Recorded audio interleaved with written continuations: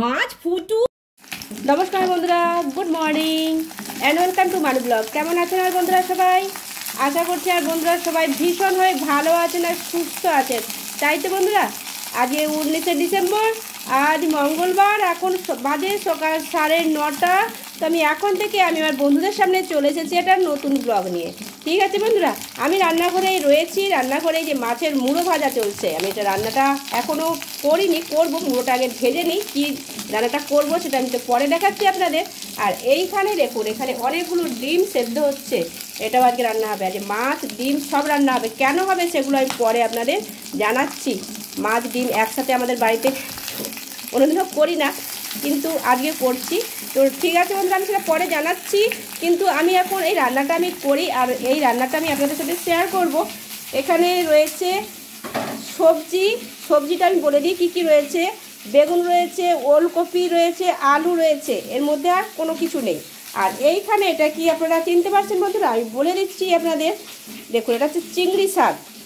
এই চিংড়ি শাকটা এই এমন সময় ওঠে, শীতকালে ওঠে, তো একবার হলেও এই চিংড়ি শাকটা খেতেই হবে। আর এই চিংড়ি শাকটা আমার বাড়ির সবাই ভীষণ পছন্দের। তো এইটা প্রথম আমার বাড়িতে ফার্স্ট এসেছে এই বছর। এই চিংড়ি শাকটা আমি আজকে রান্না করব, আর কীভাবে রান্না করব এটাই আমি আপনাদের সাথে শেয়ার করব। এটা আমি ভালো করে, এটা হাজব্যান্ড বেছে দিয়েছে সকাল সকাল, ভালোভাবে ধুয়ে আমি এখানে জল ঝরিয়ে রেখে দিয়েছি। তো ঠিক আছে বন্ধুরা, মাছের মুড়োটা ভাজা হোক, তারপরে আমি রান্নাটা শুরু করব। কেমন? আর আপনারা আমার সঙ্গে থাকুন, কেউ কোথাও যাবেন না, ঠিক আছে বন্ধুরা? মাছের মুড়োটা ভাজা হয়ে গেছে, আমি কিন্তু মুড়োটা তুলবো না, ঠিক আছে? এর মধ্যেই আমি কি করব, আমি একটু তেল দিয়ে দিচ্ছি, অল্প একটু তেল। আর এই চিংড়ি শাকের রান্নাটা কিন্তু আমি একদম অল্প তেলেই রান্নাটা করি, ঠিক আছে? তো আমি এখন এই যে 5 ফোড়নটা দিয়ে দিচ্ছি, একটু বেশি পরিমাণে 5 ফোড়নটা দিচ্ছি। 5 ফোড়নটা লাল লাল হয়ে ভাজা হয়ে গেছে। আর এর মধ্যে রয়েছে পেঁয়াজ কুচি আর লঙ্কাটা আমি এইভাবে মধ্যিখানে এরকমভাবে চিড়ে নিয়েছি, আমি দিয়ে দিচ্ছি।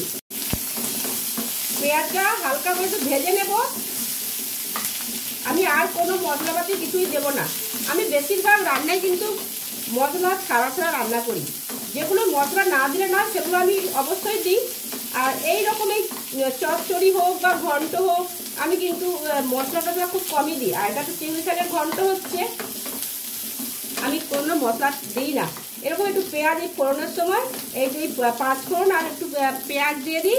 আর শুকনো লঙ্কাটা আমি দিই যদি কাঁচা লঙ্কা না থাকে। যেহেতু কাঁচা লঙ্কা আছে, তাই আমি কাঁচা লঙ্কাটাই দিয়ে দিলাম, ঠিক আছে? আর মাছের মোটা পরে ভাঙবো, এখন এরকম গোটা গোটাই থাক।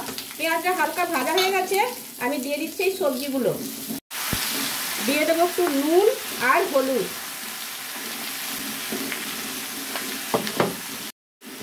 পরিমাণ মতো নুন দিয়ে দিয়েছি, আর হলুদও দিয়ে দিয়েছি অল্প পরিমাণে, খুব বেশি না, ঠিক আছে? না হলে কি হবে, তরকারিটা না একদম টকটকে লাল হয়ে যাবে। শাকের যে একটা যে গ্রিন কালার, সেটা থাকবেই না।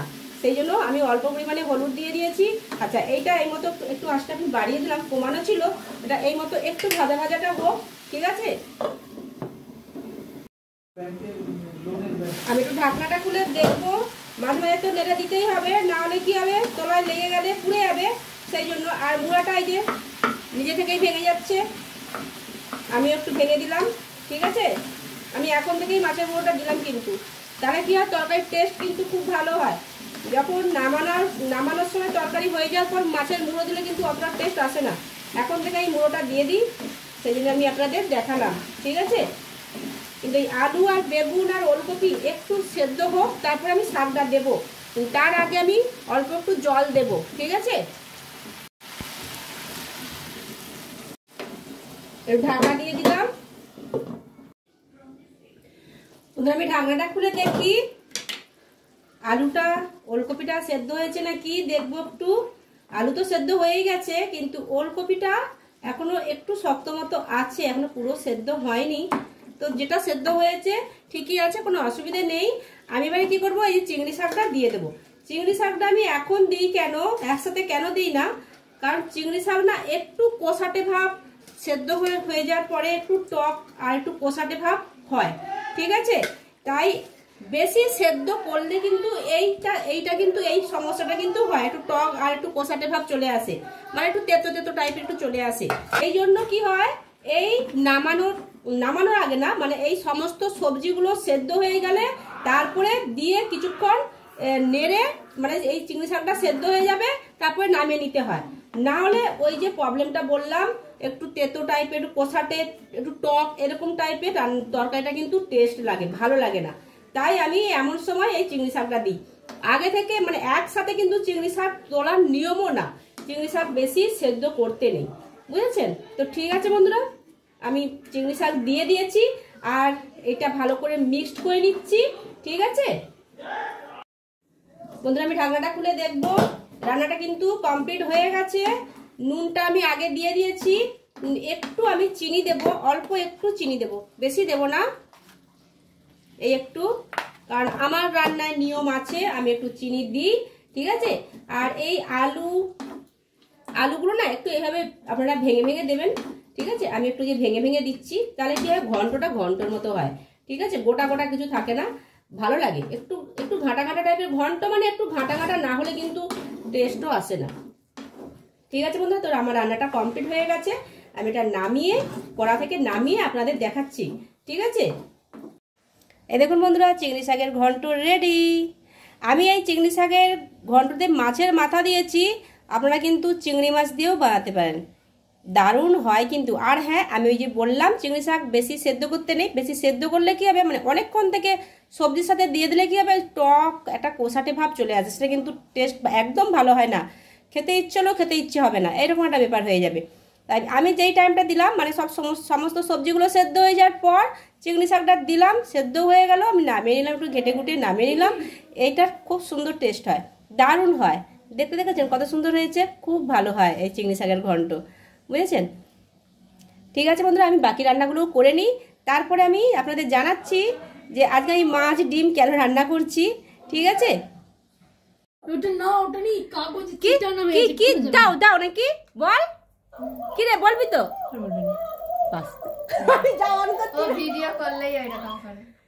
কোনটা লাগবে?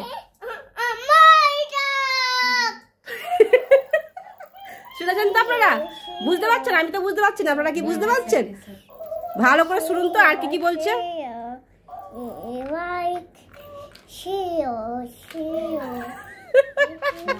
এই দুষ্টুটার কত কথা আমি ফোনে শুনি, আজকে আমার বাড়িতে এসেছে। আর আমি আপনাদের বলেছিলাম না, কেউ তো একজন আসছে, এই দেখুন আমার সুন্দরী বোন আর আমার মামি। ঠিক আছে, তো সেই জন্যই বলেছিলাম যে আমি পরে জানাচ্ছি আপনাদের। এই কিছুক্ষণ আগেই এলো, এসে যে বসেছে, আমি আপনাদের জানাচ্ছি। আর এই যে ভালো করে হাই কর বন্ধুদের। হ্যাঁ, আমার এই বোনের সাথে মামির সাথে আপনাদের এর আগে পরিচয় কিন্তু করানো হয়েছে। ঠিক আছে, আবার এই যে আপনাদেরকে হাই জানিয়ে দিল। আর আমার এই দুষ্টুটার এত গল্প আর কথাগুলো আমি আপনাদের ভালো করে কিছুক্ষণের জন্য আমি আপনাদের শোনাচ্ছি, আপনারা শুনুন। নে বল, এদিকে তাকা বাবু, এদিকে তাকা, দেখ এদিকে, হাই কর, হাই হাই কর, হাই কর। ও মা গো, হাই, মাছ মাছ, এটা আই লাভ ইউ বলে দাও।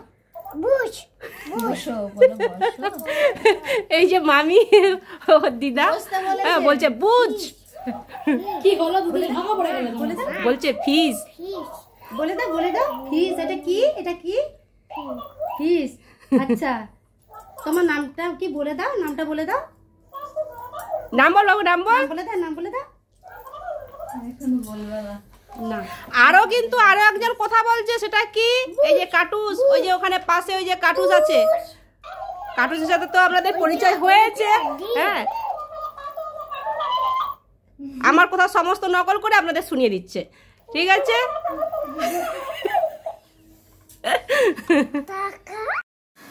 বন্ধুরা একটা ভীষণ বাজে একটা আওয়াজ হচ্ছে। আওয়াজটা কি, আমি এইভাবে কি দেখাচ্ছি আপনাদের, এখানে আমি মোটর চালিয়েছি, উপরে ট্যাঙ্কিতে জল সেজে গেছে, কারেন্টটা এই সবে মাত্র এলো। আমি সকালে জলটা তুলে নিই, কিন্তু সকাল থেকে কারেন্ট ছিল না, সেই জন্য এখন এসেছে বলেই মোটরটা এখন চালালাম। আর আমি এখানে ভাত বসিয়ে দিয়েছি। আমার কথা বলছি আমার কোনো অসুবিধা হচ্ছে না, কিন্তু আপনাদের হয়তো একটু অসুবিধা হতে পারে, কারণ এইখানে যে মোটরের আওয়াজটা হচ্ছে সেই জন্য। তো আমি সকাল থেকে যা যা রান্না করেছি সেটা আমি আপনাদের দেখিয়ে দিই। আমার বোন আর আমার কিউট বোন এসেছে, আর আমার মামি এসেছে, সেই জন্য যা যা রান্না করেছি সেটা আমি আপনাদের দেখিয়ে দিচ্ছি। এখানে তো আমি এইটা তো আমি আপনাদেরকে শেয়ার করলাম, এই রান্নাটা চিংড়ি শাকের ঘন্ট। এখানে রয়েছে মাছের কালিয়া, বেগুন ভাজা, আর এটা বলি এখানে রয়েছে একটা মাছ ভাজা, একটা ডিম সেদ্ধ। এটাই আমার বোনপোর জন্য, কারণ বোনপো তো ঝাল কিছুই খাবে না, এই জন্য যে আলু ভাজা বেগুন ভাজা আছে, আর ডাল, এখানে যে ডাল রয়েছে টমেটো আর ধনেপাতা দিয়ে ডালটা করেছি। আর এইটা হচ্ছে আমড়ার চাটনি, ঠিক আছে। আর এইটা ডিমের পোস্ত, ঠিক আছে। আমি এই ডিমের পোস্তটা আমি আপনাদের একবার দেখিয়েছি এই রেসিপিটা। এই হচ্ছে আজকের রান্না। আর আমি আজকে মাংস করে বলেছিলাম, তো আমার মামি আর বোন সকালে ফোন করেছিল, আসার কথা হয়েছে, তো আমাকে আবার ফোন করে বলছে যে কোনো মাংস যেন করা হয়, ওরা খাবে না, মাংস ওদের ভালো লাগছে না, যে খাবে না, সেই জন্য এই যে ডিম আর মাছ করেছি। আর এই সপ্তাহে সত্যি কথা বলতে এই সপ্তাহে হাজব্যান্ড কোনো বাজার করে নিয়ে আসেনি। হাজব্যান্ড ওই যে দীঘায় যে অফিস স্টাফেদের সাথে দীঘায় গিয়েছিল না, সেই জন্য এই সপ্তাহে কোনো বাজার হয়নি। যা যা ছিল বাড়িতে সেই মতো যে রান্না হয়েছে। আর এই পোনা মাছটাই ছিল, কোনো ভালো কোনো মাছ নেই, তো এই জন্যই এই পোনা মাছটাই রান্না করেছি, ঠিক আছে। এই হচ্ছে যে এই দিয়েই আমার বোন আর মামি এখন ওরা এখানে নেই, এখন ওরা গেছে এতে গেছে আমার মায়েদের ওখানে গেছে, মায়েদের ওখানে। আর আমার বোনের একটা জায়ের বাড়ি আছে ওখানে, তো ওইখানে গেছে। আর সেই জন্য আমি এদিকে আসছি, কারণ হ্যাঁ বন্ধ করছি, জলটা ভর্তি হয়ে গেছে, কচি চিৎকার করছে, কচি ছাদে আছে, তো সেই জন্য এখন ওই যে কটা বাজে দেখুন, আমি ঘড়িটা দেখাই, 1:30 এখনো বাজেনি, 1:20। ওদেরকে বলে দিয়েছি 2টোর সময় আসবি, 2টোর সময় খেতে বসবো, তো এখনও তো আসেনি, এলে খেতে বসবো, ওদের টাইম দিয়ে দিয়েছি, ঠিক আছে। আমি ভাবলাম যে এখন খোলা হচ্ছে না কেন, এই হচ্ছে ব্যাপার বন্ধুরা, ওরা আসুক, এলে খেতে বসবো, কেমন। তো আজকের মতো এই পর্যন্তই থাক, কেমন। আবার নেক্সট ডে আমি আসছি আপনাদের সামনে। আর আপনারা অবশ্যই ভালো থাকবেন, সুস্থ থাকবেন, সবসময় হাসি খুশি থাকবেন, আর আনন্দে থাকবেন, ঠিক আছে। তো আজকের মতো এই পর্যন্ত, টাটা বন্ধুরা, টাটা।